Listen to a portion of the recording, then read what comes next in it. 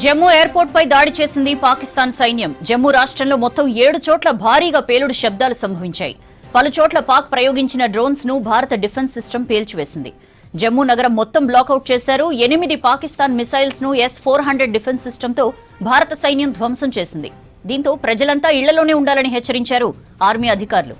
సరిహద్దు ప్రాంతాల్లోని 50 కిలోమీటర్ల వరకు రాకపోకలు బంద్ చేశారు. జమ్మూలోని అన్ని జిల్లాల్లో కరెంటు నిలిపివేశారు అధికారులు.